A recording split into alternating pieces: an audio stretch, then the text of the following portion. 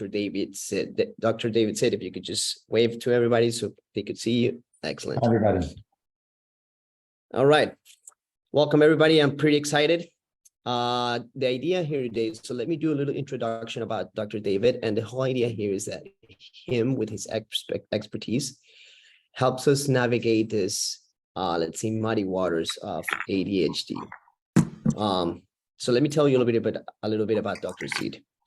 Dr. David Sitt is an author. He's the author of the best-selling book, ADHD Refocused, Bringing Clarity to Chaos.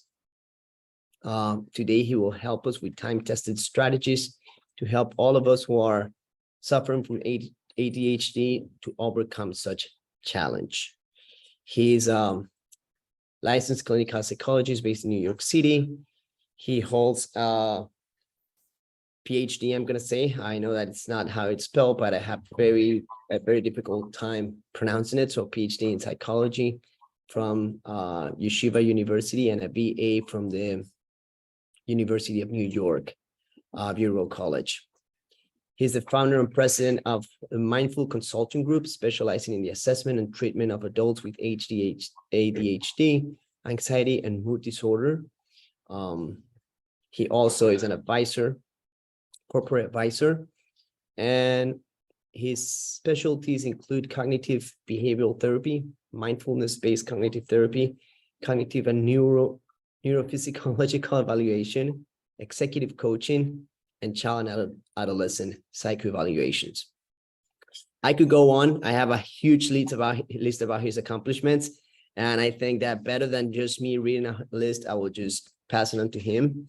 He's going to help us, like I said, with very practical examples about how to confront and overcome the challenge of ADHD and the impact that technology has overall on these types of issues. Okay, so without further ado, Dr. David, the floor is yours. Thank you so much, Juan Pablo. I really appreciate the introduction. With my own ADHD, I got a little bored for a moment, hearing my own, I tuned out for a couple of moments, but I'm back. And I actually wouldn't be surprised if many of us out there didn't experience the same. Our intentions are well placed. We have a talk that's being presented to us through Silver Linings.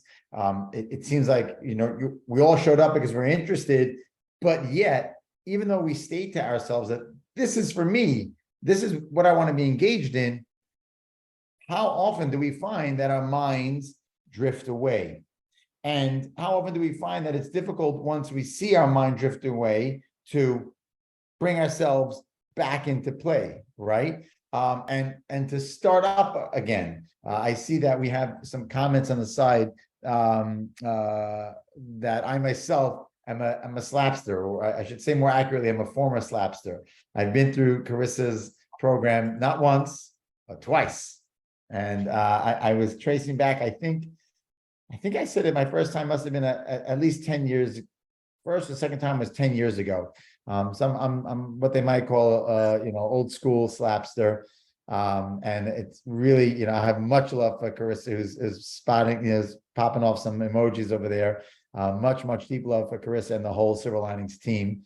And I know when Carissa and her team reached out to me to consider bringing this dialogue to the slapsters, I immediately thought, what a great idea, because I had such an experience myself as a slapster, struggling with my own ability to stay focused, to execute the amazing slap program, the guilt that I might feel, the shame that I experienced having invested in something that I couldn't myself execute adequately, all because of my ADHD's challenges, but also not just ADHD, but any one of us living in this modern world with the technologies that we're faced, right? With the various screens that pop off and the bells and whistles, we are all living in an ADHD society. And the book that I recently wrote, ADHD Refocused, feel free to find it on Amazon. I talk about the fact that we have ADHD and we have techno ADD. We have these two kind of very similar experiences. Actually, I need to speaking of diverting my attention, you need to just mute us for a quick second and shout something out to someone in my house. One moment.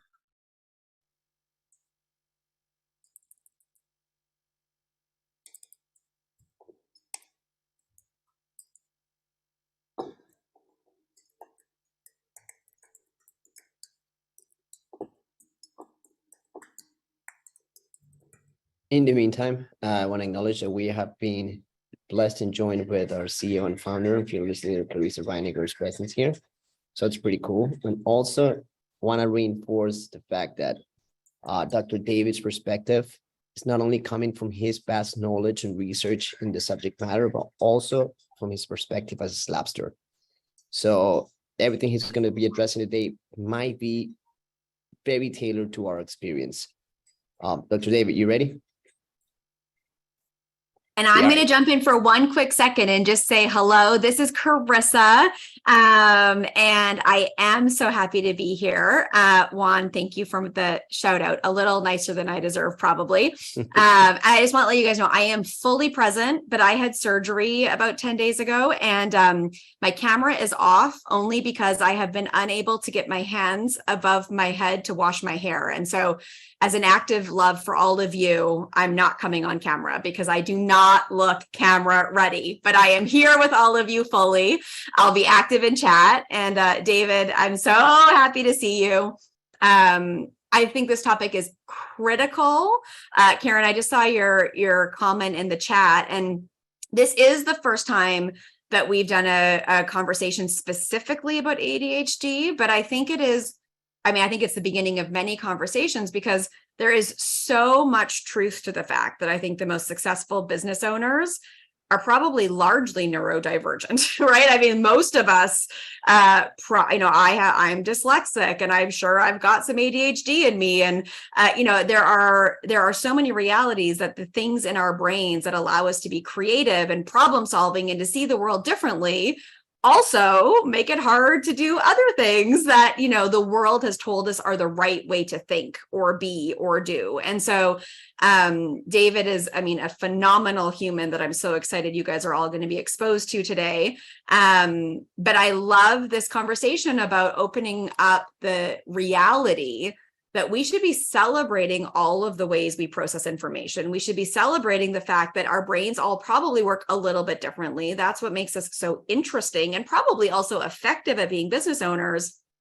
And because the world operates the way it does, it brings a lot of shame. And one of the primary things we see people struggling with SLAP is going into shame spirals of I'm not doing a good enough job, which is never the truth. And so anyways, I say all that to say that I'm thrilled to be here with all of you. That is why my camera is off, but I'm fully present. And I love this conversation for all of us very, very, very, very much. So with that, I'm giving it back to David.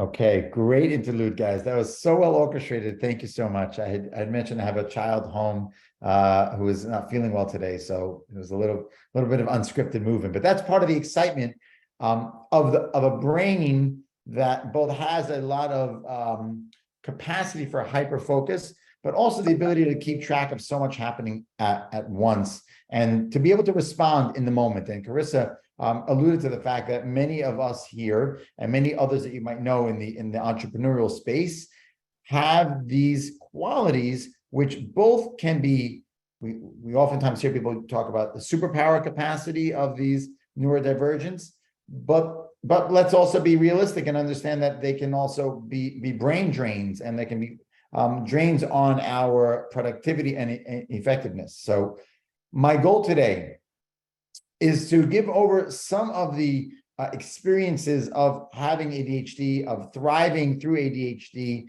how it might apply to you as slapsters. I have a lot of tips and insights and hacks that I want to give over, but I also need to be mindful of time and the fact that we won't be able to cover it all at once. So I'm going to do my best to keep my eye on the time and try to move us through in a way where we will walk away with applicable information. This isn't an academic lecturer.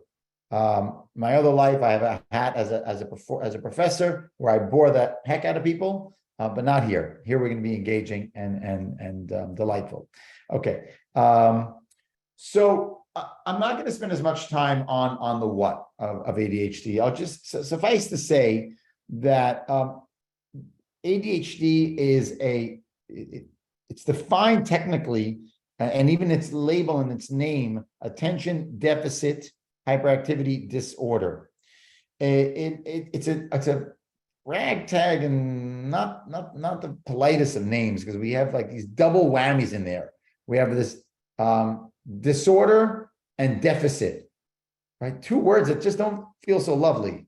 And I think in the nomenclature, the efforts of trying to describe this condition over 50 years, we started off with a heavy medical model. This idea of, we look at people through the lens of what's not working with them. And in ADHD, the things that can be difficult are being able to harness one's focus at a time when they intend it to be there.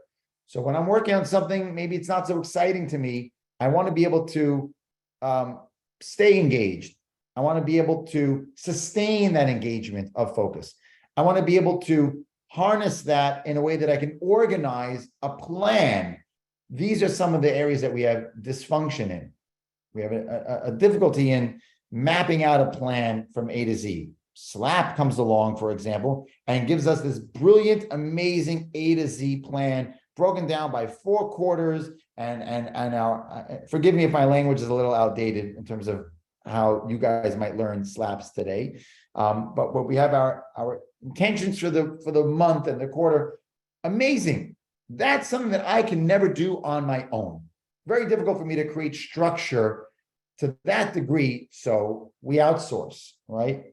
And another aspect of challenge besides organization and focus is a difficulty in managing time itself. Being able to even see the movement of time can be difficult. So when someone tells me, oh, we're starting the SLAP at 1 o'clock and we need you to be on at 12:50, I logged on at 12:56 because my ability to track that time and see the movement is because of my brain's design just not as efficient and effective. So I need to try to be aware of those that deficit, as it were, in time blindness, right? We have kind of these blind spots when it comes to time. And I'm going to talk about what we can do about that in a moment. A few other points in terms of defining and describing ADHD. We also have a difficulty in being able to control our body's energy. So I previously described a lot of the inattentive aspects, planning, time flow, being able to organize, and by the way, physical space is also part of that organization, filing cabinets, organizing my files on my computer, being organized, again, part of this inattentive piece. Then we have the hyperactive side of my energy is one which is hard to always be mindful of in how I might harness that energy. So I might sit and I might move around a lot. My legs might move. I might shift around. I might be, fidgety. I might play with something. I might click a pen. I might have a hard time controlling myself during conversations because I just want to tell you what I'm thinking in response to what you just said. And I can't wait. And so I'm more inclined as someone with the hyperactive piece to cut you off, to share my brilliant idea that just came up. I can't hold back. Or I might be at an event and people might be engaging, it's a networking event. And, I see Carissa's there, or someone else is there that I've been meaning to meet and introduce myself to. How am I going to hold myself back from just jumping in and interrupting? That's a challenge for people with ADHD, is being able to withhold from that impulsive urge. And it might also happen in terms of impulsivity to buy things, do things, say things. We seek out these stimulating experiences, driving faster than we should, partying later than we might want to. Getting into trouble because of these I see a lot of smiles, by the way. I see a lot of people saying, I can identify with that. And again, it's not just those of us who have bona fide ADHD, but these are also experiences that today our modern day entrepreneur who's battling with multiple tech devices is experiencing. And so I find that's why in my book, I wrote a whole section on techno ADD, because I feel that what I have to teach can apply to just about anybody. So now that we've described the what, right? Let me quickly see here. When I give talks like this, I'm not so amazing about keeping track of the chat because it sucks away my attention and it's hard to stay focused. So Juan Pablo, I'll ask you that if there's anything pressing that you think is urgent that I need to address, please just unmute yourself and maybe you would be so kind, or anyone else who's moderating the chat. I don't know who's moderating the chat, might just unmute and say, hey, David, can you just address this question? And I'll trust that will happen. Yeah, we have a deal. Gabriela and I were looking at the chat. So and we'll hold time for some Q&A as well. All right. So now, what are some ways that we can harness some of the knowledge that we've learned from living and like myself, I've treated and worked with adults with ADHD for over 20 years, both as a therapist, as an executive function coach, as a business consultant, and as a professor. In all the roles that I have, I worked hard and mostly actually for myself and living myself with ADHD and how to maximize my own efficiency and effectiveness. I've come to learn about a lot of interesting approaches that I'm going to do my best to highlight for you today. So I'm going to start off with 3 top level concepts that we're going to pin. The first concept is to learn how to externalize things, to get things from out of the circus of my mind, because that's the way I describe the ADHD brain, is like living in a 5-ring circus with so much interesting and exciting and even boring things happening all at once, and being able to be the ringmaster that has awareness of all of that's going on. And how do I manifest and manage that to be excellent? How do I manifest excellence? So one technique is to externalize, to get things out of that circus and make sure they're visible for me, either on paper or on in a book format or in a digital space, but get things to be external. The second technique we're going to talk about is how to figure out methods for breaking larger into smaller, taking the big overwhelming experiences and expectations and projects and goals of our lives and whittle them down into tiny small pieces. And that's not just for business sense, that's for our personal lives, our social lives, the idea of how to conceptualize things in smaller digestible chunks that are less intimidating. That's number 2. The third primary area that I try to train people in is in the art of mindfulness. How to cultivate and strengthen the brain and the mind's ability to be aware of what's happening inside of it and outside of it. Mindfulness. A small little subtext of mindfulness is self-compassion. Harnessing this capacity for self-awareness and directing it towards a lot of self-love and a lot of like a steady IV drip of love and self-compassion and forgiveness, because the reality is we are talking about a daily battle. Living with ADHD and living in a world of techno ADD, we are showing up every day with a sparring partner who's trained inside of your mind and knows every little trick that you have to throw at it and is strong and a rechargeable battery that never dies.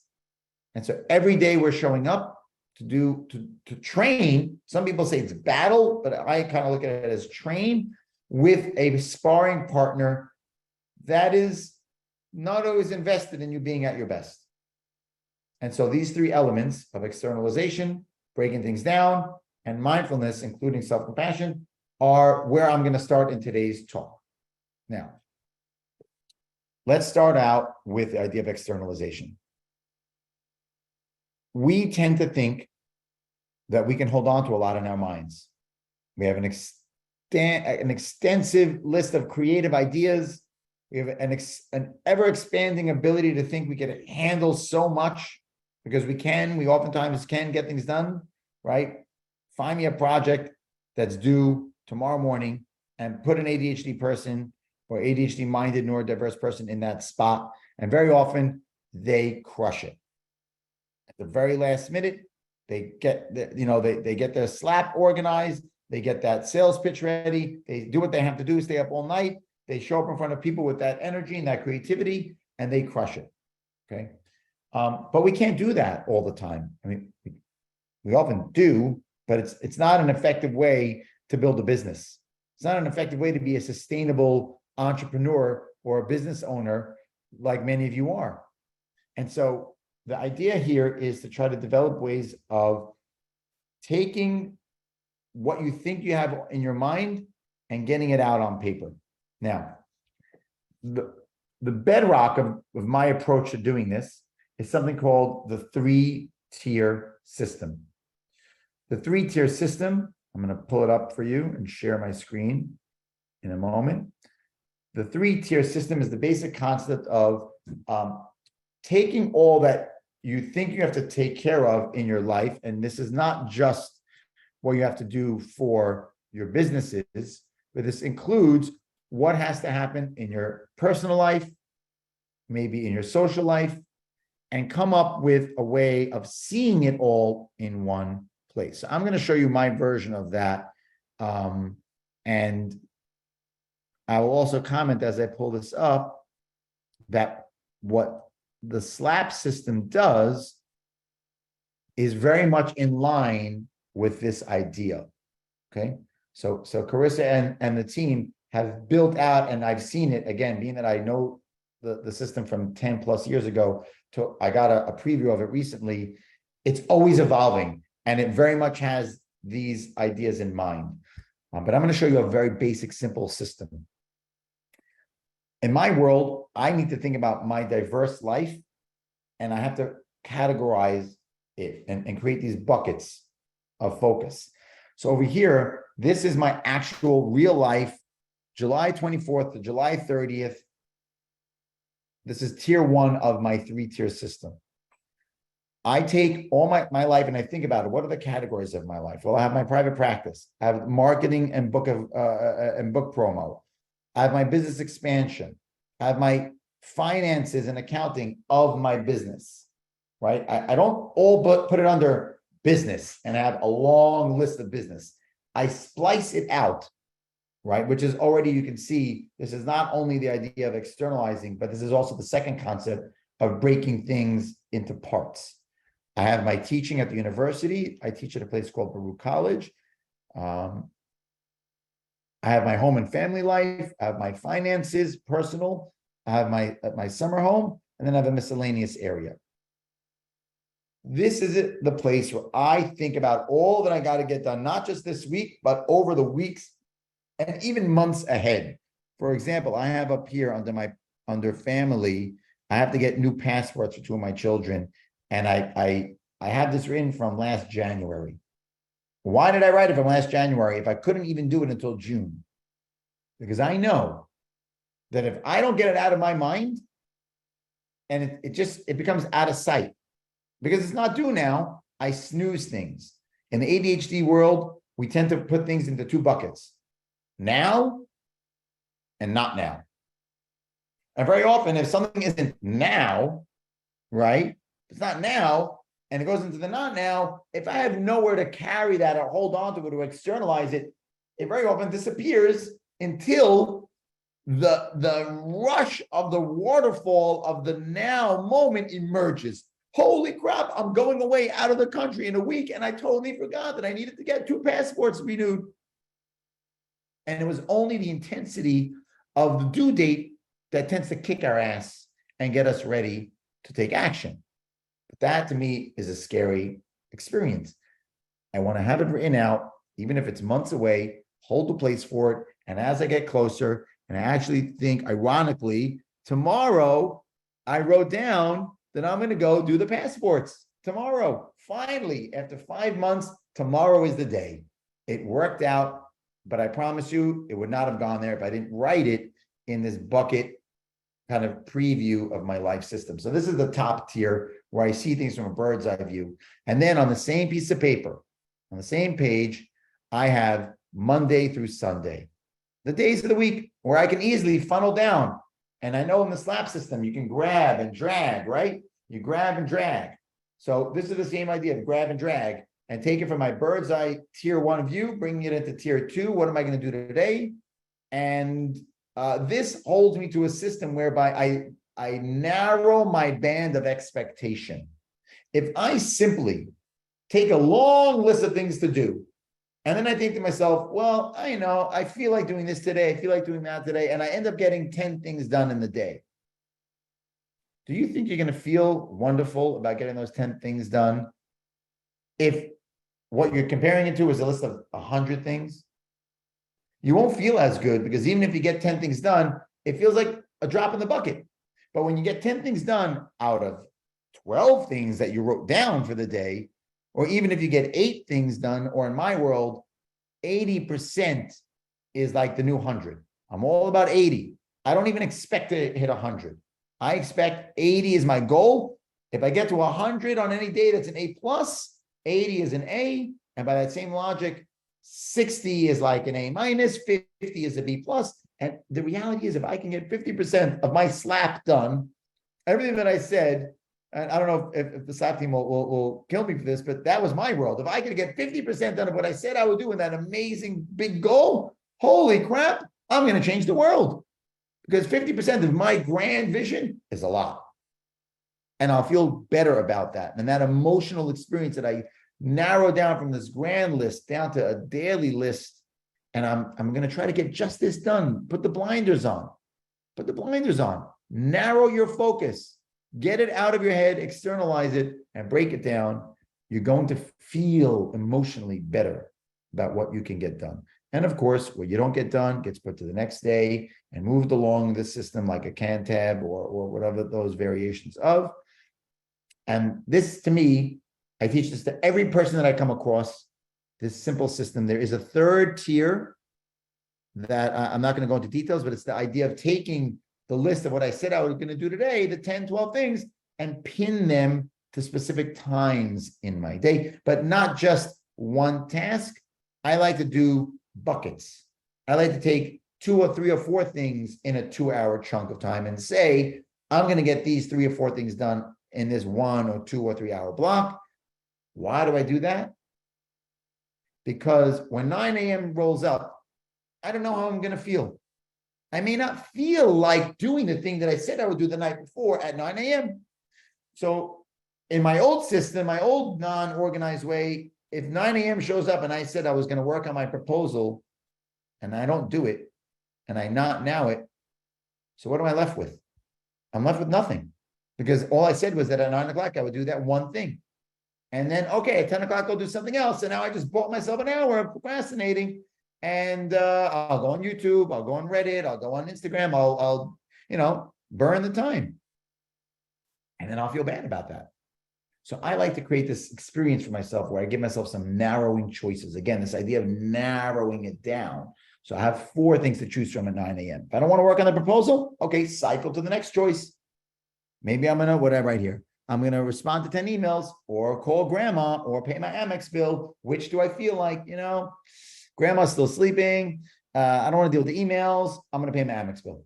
Okay, 5 minutes, 10 minutes. I pay my Amex bill. I have a little bit of dopamine.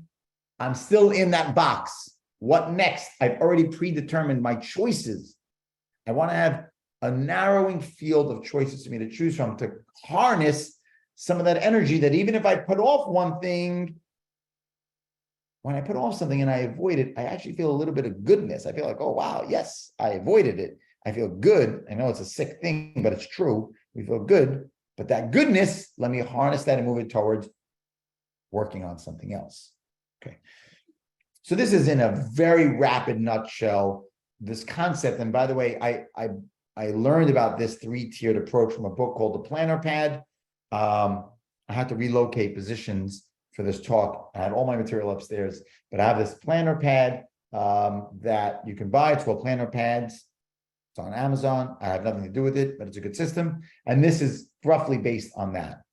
On my website, drsitt.com, under the book, ADHD Refocused, I give this spreadsheet system out. You can borrow it, you can use it. It's covered in detail in the book. But this idea, you can use your own system, but take these concepts is what I'm promoting here. I'm giving you the concept of externalize, get it out of your head, break it into smaller digestible parts, and that will help you be more efficient. Again, your SLAP system is built on these concepts. And so I encourage you to lean into that. But yet I still know some of you struggle to engage, to use what you know. The classic line in ADHD is, it's not knowing what to do. Anyone want to finish the sentence? It's doing what you know. Not knowing what to do. Yeah, I know what to do. I know it would make my business a $10 million business. I know that if I spoke to that person and I could network with them and I could make that sale, I know I got it all. I know how to design the new brand. I know what it would look like. I have it all in my head. It's doing what you know. That's what we struggle with. Okay. So let me stop this particular screen share. Stop. Okay. So we covered this idea of externalization. And by the way, the externalization happens in a lot of different ways. I use a device called the time timer. Okay. I'm going to go get it. I'm going to go get it. Someone do a song and dance. I'll be back in a second. Juan, I'd like to see you do a song and a dance, please. I think we should spotlight Juan. Juan, give us a tune. Let's start with the dance. I call this the move on. That's not an original joke. I don't know where I heard it, but I really find it interesting that part of the talk, and maybe I'm going to wait for Dr. David to come back to ask him, is the effect of technology in our daily life, right? And how the concept of externalization could actually make it so that technology, which would be our greatest enemy, becomes our greatest ally. And that's a really interesting concept and something that's really not foreign to our silver lining action plan, right? We're a technology company using technological tools to externalize the things that we know we need to do. Not finding out what we need to do, but doing the things that we know. So Dr. David, I don't know if you heard my comment. I was busy running around like a madman. I found it very interesting how the concept of externalization could, externalizing things could actually take the technology aspect, which we know that it's a negative factor for people who are suffering from ADHD, and make them one of their greatest ally, right? Use the technology and actually just want to get a technological tool. So I was wondering if we could go deeper in that, or I thought it was a question, but then as I was framing it, turns out to be more like a comment. Yeah. Well, we can definitely, technology is a tricky one. It's a very, very tricky tool. So there's kind of like analog technology.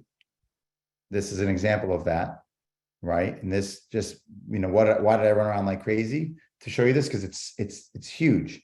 It's this type of a clock that I use where when I have a meeting, right? So now I have 23 minutes left to speak, right? Maybe even less because we're going to do a Q&A, right? So I'm going to put 15 minutes on this clock. Now, if you tell me 15 minutes, I cannot track that. I can't. It's not easy for my brain to know what that means.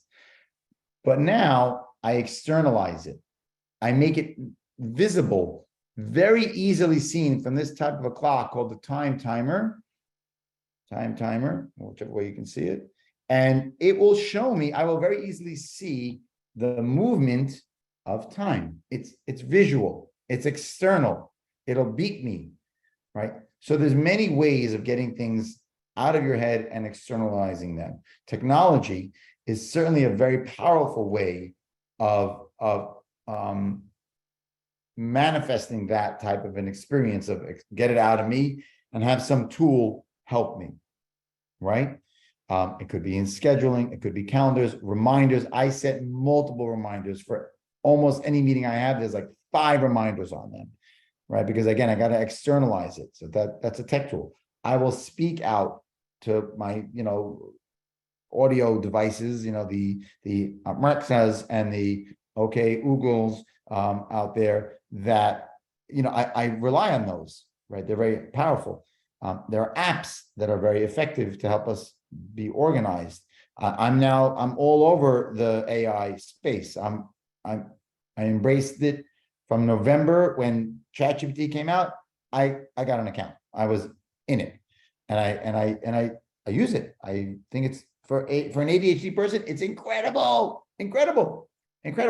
I'm so grateful that I got my book. Took me 5 years to get done. 5 years of torture and procrastination and love, right? And I'm grateful that I didn't have AI then, because I probably would have used it a heck of a lot. And I appreciate that I really bootstrapped it and I really got it done. It was like I want to put a sticker on it that's like pre-chat. Like every book these days needs to be pre and post chat, because like I was saying, for my ADHD, I use it for so many things nowadays. So technology is powerful, and it's a powerful way of externalizing and using another brain, as it were, to hold on to things, to remind us of things, to become more efficient in how we use our focus and our time. Does that speak to your statement, Juan Pablo? Is that what you were? Yes, it does. Yes, it does. Also, there is a question in chat from Meg that, since you brought up AI, and let's face it, it's like the talk of the town right now. Sure. The question is, what do you specifically use AI for? Yeah. And any specific ideas in this context? Let's put a pin in it. Let me put a pin in it and make sure I want to just make sure that we can cover some of the key things on point. Thank you for Karen, who just posted the time timer. That is one of the ones that we use. Let's put a pin in that question, and when we get to the Q&A, I'll answer that question first. How's that? Deal. Right.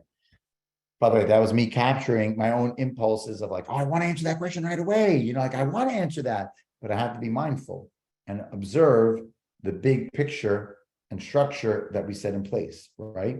And that's the third element that we talked about. So let me just cycle through the last 2 elements. Externalization, I gave you different examples of how that works. Breaking things down, the reality is that when we have goals and expectations, they typically create anxiety. I myself, for example, I'm at a point in my career where I'm ready and I've dragged my feet. If I look back at my original slap with Carissa, I guarantee you on there was hire clinicians, build a clinic. It was there 15 years ago. And I dragged my feet for 15 years on it. I accomplished a lot of other amazing things in the meantime. And I've now hit a point where I'm pushing myself to try again. But that's intimidating. It's exciting. I know how to do it, but I can't do what I know how. And so what I started to do is I came up with a plan where I externalized it. I have an assistant that works with me, and I have different assistants that do different type of work for me. And I tasked one assistant to managing this project with me. I externalized it. I said, I wanted to be part of your responsibility to make sure that we get me towards hiring. And what does that look like? And I wrote down a 15-step thing. First step is look up my old job descriptions that I wrote 10 times already. The second thing is get a sample. The third thing is update it with ChatGPT. Update the job description using ChatGPT. The fourth thing is I asked my assistant to build a list of employee, and we made a whole list. I broke it down. And this first step, what was the first step?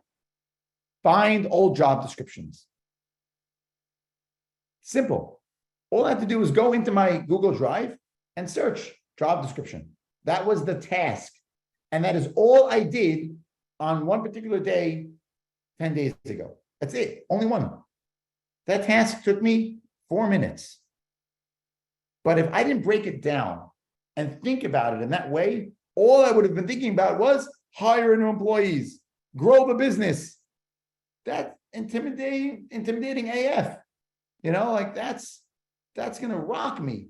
And so the idea is to really understand that breaking things down, and it could be you're having trouble with a business partner and you're struggling. So break that down. What am I going to do? The first thing I'm going to do is I'm going to smile more often in the morning with them. That's the first thing I'm going to focus on. I'm just going to smile. And then the next thing I'm going to do is I'm going to think about inviting them for a lunch. Let's grab a casual lunch. Break it down. The goal of like resolve our conflict. That's big. It's intimidating. And I'm just going to put it off because it's easier and it doesn't have a real immediate consequence. I'll keep dealing with the consequence of it. Big deal. So I don't grow my business in that way. I do other great things. Good. Right? So we have to think about how to break things down. And if you can't do it by yourself, then you enlist the help of a coach or a fellow a teammate, or you use something called focus mates. And then we have a muted person. So you can also tap into the help of an external person that can help you develop a little bit of accountability. There's a website again called Focus Mates, which you can use to like do meetings with people around the world, 45-minute or 25-minute clips, and you go on and you say, hi, I'm David. I'm going to work on coming up with a plan for, searching for an employee. What are you going to do? Oh, I'm sorting my pantry closet. Oh, okay, cool. So good luck. Let's keep our videos on or off, mute on or off, and we'll check in 25 minutes. Go. And this, we call this body doubling. It's been known lately as body doubling. Sometimes you create that externalization, breaking it down and having other people to do it along with. Since this business emerged, what was it called again? Focus Mates. There's been other variations that have emerged. By the way, I should say for the ADHD community, I am on the advisory board of a app called Agave Health. Agave Health. It's an incredible wraparound system for people with ADHD that I encourage you to check out. And it has all of my CBT approaches, all my techniques, and we're launching soon this kind of body doubling experience as well. So Agave Health is another plug. All right. So the last thing is the mindfulness piece. I'll say in brief, because I'm keeping my eye on the clock and the red disc. Living with a mind that, you can see the way I'm speaking here, guys. I speak quickly. I have energy. My mind is flying. I have so much happening at once. And that's a snapshot of my life in general. I do too many things, right? And along the way, I get depressed. I have days, yesterday was one of them, where I just feel down. Maybe I don't have enough meetings in place. Maybe I don't know what's going on. Maybe I just don't feel good. And that depression can just tank me for a day or 2 days or 3 days or more.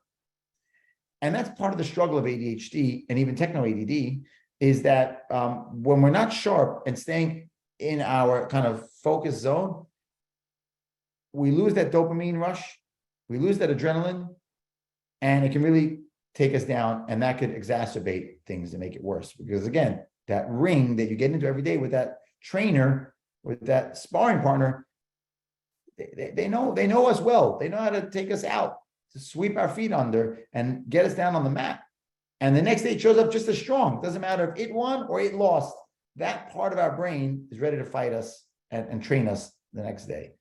So what can we do to get one up on that on that trainer is to rise above the mat and the ring and occupy the seat in the stadium where you're in the observer's booth, where you're in the director's booth.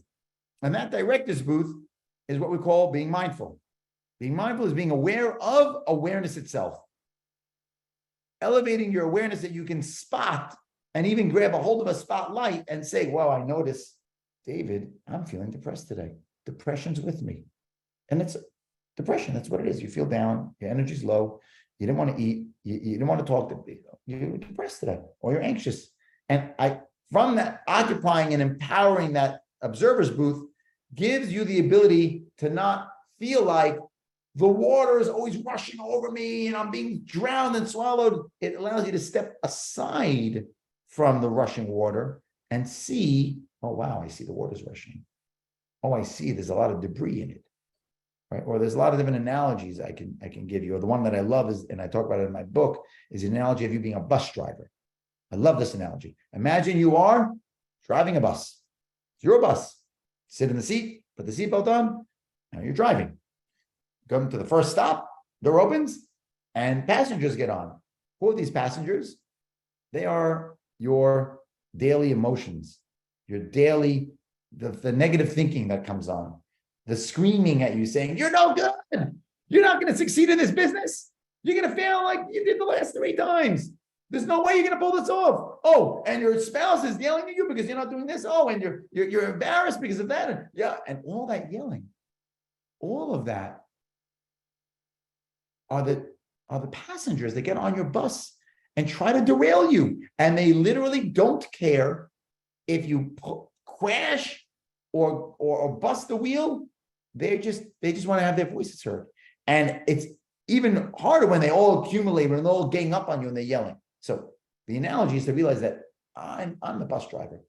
You're the passengers. I see you. I respect you. I recognize you. Welcome, like the Rumi famous poem, welcome you into my house. Welcome onto my bus. I see you, anxiety. I see you too, depression. I see you, guilt and shame. Oh, good to welcome you back there, feeling terrible about yourself. Good to see you again. But let's remind all of you, this is my bus. I'm driving the bus. It's my bus.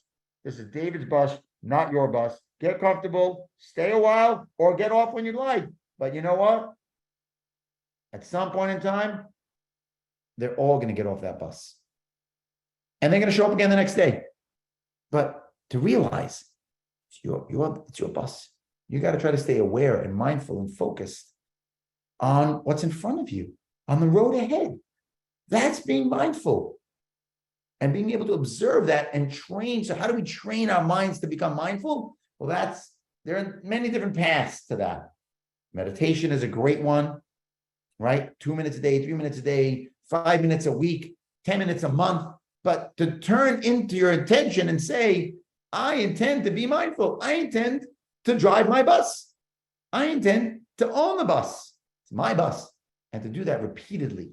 And a lot of that is with self-compassion and love and forgiveness. Because if you don't have that, guys, you're going to have a lot of flat tires. And you're going to run into a lot of potholes. And you're going to get out of that bus. You're going to step out of it, and you're going to kick it, and you're going to curse at it, and you're going to scream at it, and you're going to put your head in tears. Because that's what happens when we feel like we're out of control. When we feel like it's not our bus, like the bus is driving us. Like those gremlins and monsters are driving the bus. So it's incumbent upon us to do this. And you know people in your life that do this. You see the people, it's not that they're more brilliant than us. It's not that they're, people that succeed, there's luck, there's brilliance. Being mindful is a crucial variable in achieving that. I had a friend that Carissa knew, and I don't even know that Carissa knows this story. I had a business partner. His name was DJ Cohen. And DJ was diagnosed with stage 4 pancreatic cancer. He was told by his doctor that when he got his diagnosis, that he had 3 to 4 months to live.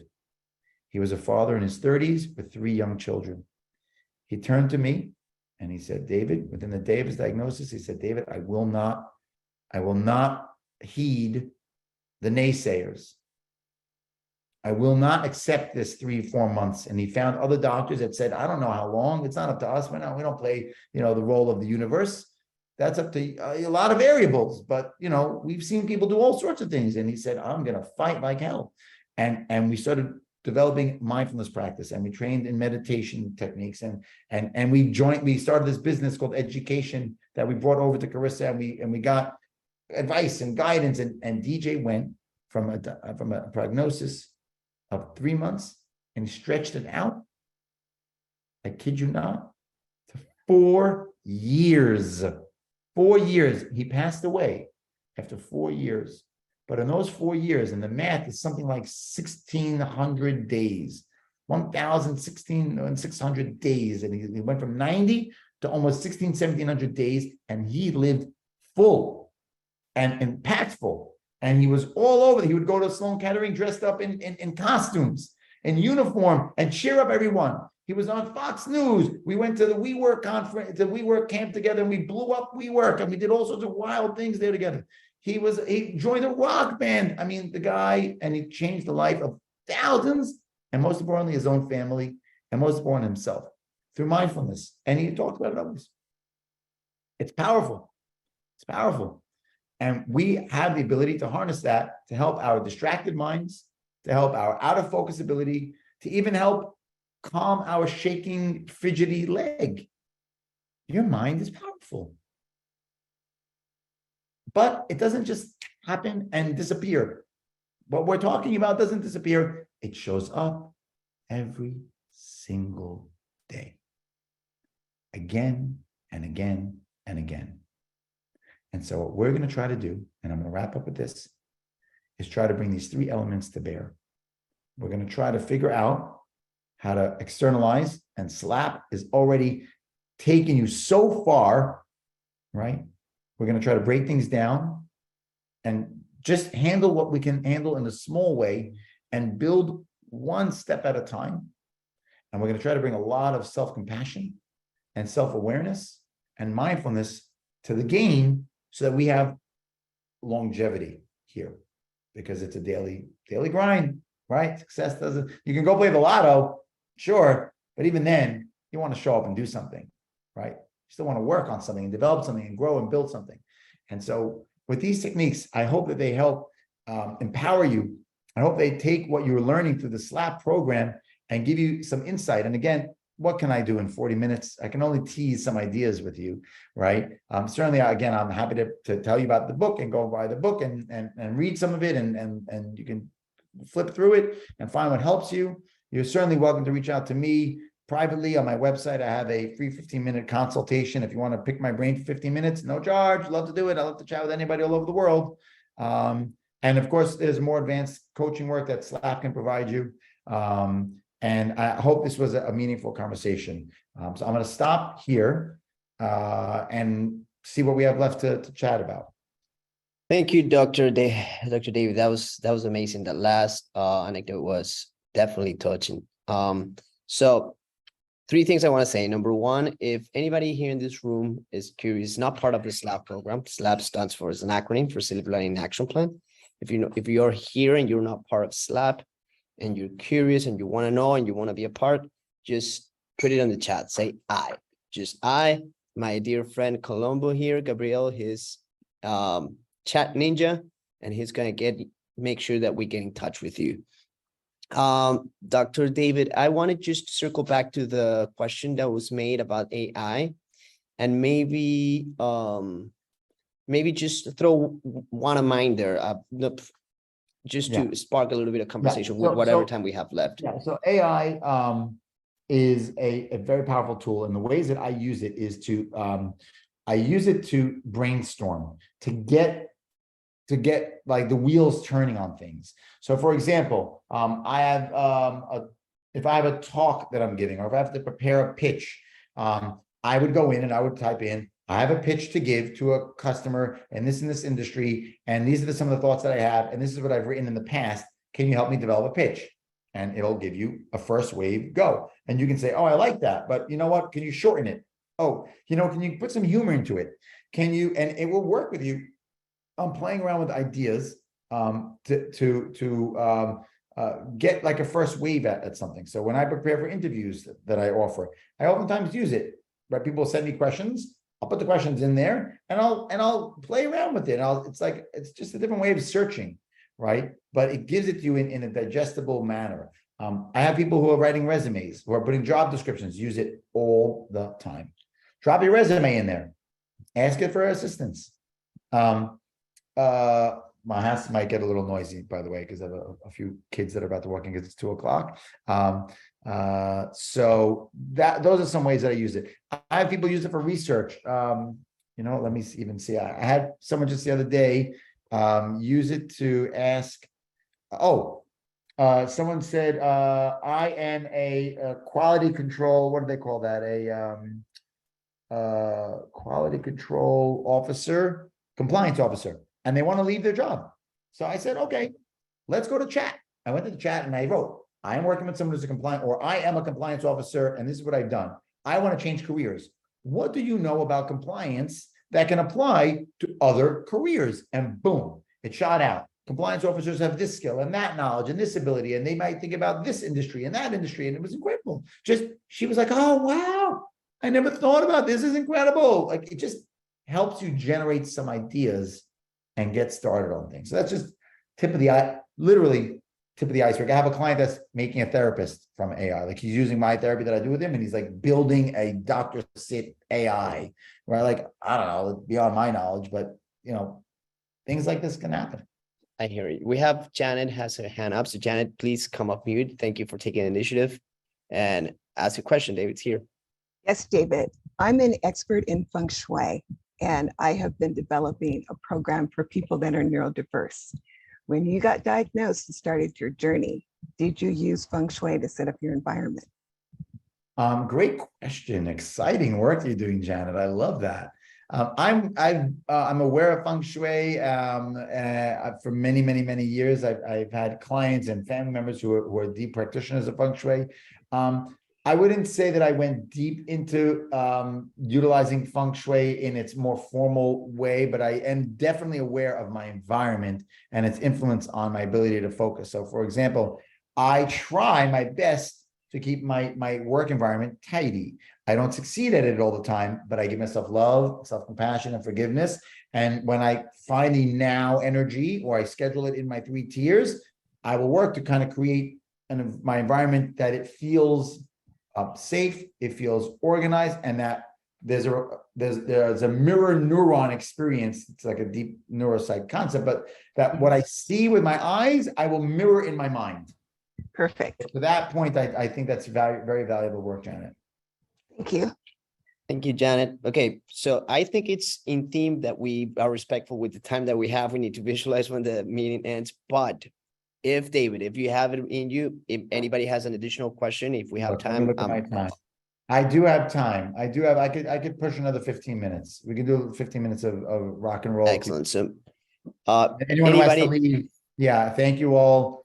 Anyone who was able to join and be part of the conversation, I really appreciate you. And I hope you got something out of this. Reach out to me at david@drsitt.com. I'll go to my website if you have follow-up questions for me. Let's Okay, do this. Go ahead. Yeah, go. Oh, Juan, I was just going to say, oh, sorry, who was talking? Go ahead. Oh no, once again, probably don't even, I never really assumed I had ADHD, but I've never even considered how to even get diagnosed, or even based on this call, I was like, some of those things were very true for me, but I've never been diagnosed. So should I even consider being diagnosed or get tested? Does it even matter? It matters insofar as if you indeed are neurodivergent in this way, and you indeed have a bona fide neurodevelopmental condition, which again, this is not something that just pops up on the scene. Right. It's kind of been there, although side parenthetical note, the research is beginning to talk about the concept of like emergent ADHD, which is a whole controversial concept, but let's stick with traditional. It's helpful because A, it can help you contextualize your experiences. B, it can help direct you to find resources that are developed and out there and available, right? So someone who doesn't have ADHD, they're not likely to go to Agave Health and sign up for their app because I don't have ADHD. But meanwhile, it is chock full of resources. And I always tell my clients when I do an assessment, everyone has pieces of this. We all do, especially with technology. We all have pieces. So I don't really care as a clinician, as a coach, when I do executive coaching, if you have ADHD technically, okay. If you don't, but you're still struggling with elements of it functionally, I'm still going to address it in pretty much the same way. The difference is that it's not really part of your biological makeup. It may be easier for you to develop, work-throughs and workarounds. That you may actually have the luck of being able to lock into something and sustain it. Whereas someone with ADHD, there's this constant Like it works for me, I love it, but then I fell out of it and I got to start all over again. Like shoots and ladders is the analogy that I use. Yeah. So, and if you want to talk more about that, Faith, feel free to reach out and we can talk offline. I will, for sure. Thank you. Thank you. Okay, I think maybe Carissa is saying goodbye, so maybe let's just wrap up. Thank you, David, for coming. I mean, it's clear to me that we definitely need to either book a second round of for this or look further down the road to make a longer session. Thank you, everybody, for coming. Hey, Go. Juan, sorry, if David has 15 minutes, I think it'd be great for you guys to stay. I have to go, so I'm just saying my goodbye in the chat. But for anyone, there's like some good questions in chat still. Lorette's asking how we support people with ADHD. Are there resources coming up? So I'm gonna go, but I put my notes of gratitude, love, and a commitment that we'll follow up on these ideas and bring them into SLAP more. So that's my commitment to all of you. David, I love you. Thank you so much for this. I'm so happy to see you again and see you in this context. It's so helpful. But Juan, keep the after party going. Keep David as long as he'll give us those next 11 minutes are gold. So I would say keep the Q&A going for those who can stay. And I'll keep catching up with all of you guys after, and we'll figure out how this is the beginning of a conversation, not the end of a conversation amongst our community. Thank you, Chris. Well. Okay, thanks guys. I'll see you all very soon. Thank you, Carissa. Okay, so I've been, David, and you're free to tell me if this is not correct, but I've been led to believe that there is a book giveaway happening. Is that correct? I'm not as dialed into those details, so that's something, Okay. you guys have that. It's sponsored by Silver Lining. So Oh, there we go. yes. Okay, that's it. Okay, that's interesting. So is there, okay, Laura, are there any rules to the giveaway, or should I just make up the Yes. rules and go ahead? There is a question. There are 2 question options. So we would ask persons. I'm sure everybody stopped at the door. So Dr. Sitt gave 3 suggestions of how to kind of mitigate some of the ADHD tendencies. So the first person to either share out loud or put it in the chat wins a book if they could identify. There we go. And I was going to say For the win. Silver Lining employees are not eligible to enter this contest. So But Pat Snow has obviously won. We did not even have a time to put the disclaimer. Well, congratulations, Pat Snow. Nice work, Pat. Great work. So somebody from the team will be in touch with you, Pat, to make arrangements to get that book to you. Okay. excellent. That's great job, Pat. Okay, so let's address Lorette's question. So Lorette, do you want to ask the Well, question? I'm just wondering if we have people with ADHD in our lives, how can we support them? What can we do to be understanding, compassionate, and also help them manage and cope better? Yeah, it's a great question. The first step, education is the most crucial of steps. Learning about ADHD, joining potentially a community. There's a website attached to a magazine called Attitude Magazine that I love. I think maybe ADHD Online, is that another website? I generally go to Attitude Magazine. I find the quality of their writing to be excellent, and the support there is great. There is a book written by like the godfather of ADHD, Russell Barkley. The name of that book is I think When a Loved One You Know Has ADHD. I think that's the name of the book, by Russell Barkley. If anyone is fast on the Google or Amazon or whatnot, can find us the link. That's a great resource, and it all points to education. So learning about it, developing empathy and understanding, and also get involved in the person's efforts. So my wife, tries to help me with my ADHD. She's a clinical psychologist, so she maybe has a little bit of a leg up, but not really, because she's my wife, and she's not a clinical psychologist. She's my wife, and it's hard. So to be a participant means to avail yourself of the knowledge learn what you know works best for your partner. If they say, well, I really get things done when I make my list. So you might say occasionally, like my wife said to me today, David, what's your 5 things you're going to do today? Because I was a little out of sorts in the morning. And she said, what's the 5 things that you're going to do today? And so I came and I found my 3 tiers, right? By the way, I should have mentioned this. I print out that spreadsheet. I print it because I like it to be tactile. I like to hold it and manipulate it with a pen rather than have it be like in a digital space. It really is much more powerful written. And so I made my dots. I dotted the 5 things I wanted to do today on my Wednesday log. So she says things to me like that. She'll also remind me, oh, we're running to go somewhere. I need you to really try to be on time. And she'll remind me. Now, it's not her job. It's not her responsibility, but just the fact that she's aware that I struggle and that she's aware that sometimes I may not kick ass, like I may have a rough day. It goes a long way. So education, empathy, and I would love to come up with another E so that it's like a triple E, but let's just start with this. We have Karen with her hand up. Go ahead, Karen. Hello, this is a great talk. I'm so glad I found out about it from a friend of mine who happens to be my landlord. And I invited her to Slack. And I've been telling her that I have ADHD, and she's like, oh my God, this thing just showed up. You should attend. And I'm so glad I found it. So thank you for this talk. And secondly, I would love to contribute something for what's how to support people with ADHD, particularly adults who are in your life. A is be really compassionate with them.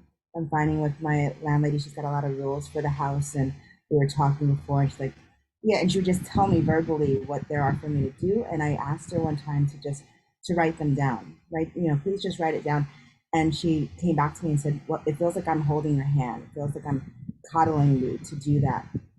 And it wasn't until I actually had more conversation with her and explained to her how my brain works. She was like, oh, I get it now. This will support you to support me. So, okay, I can do that. So just a tip to really just educate people, tell them about you, how your brain works, ask for their compassion and their patience, and just see what happens. So there's that. And then my question is, Dr. Sitt, you had talked about your spreadsheet and how you had gotten it from, you created it based off of something you saw on Amazon. What was the name of that? So there's it's a system called in my other office, the planner pad. The planner pad. Yeah. They used to sell them through their own website, but now I think they only do it exclusively through Amazon.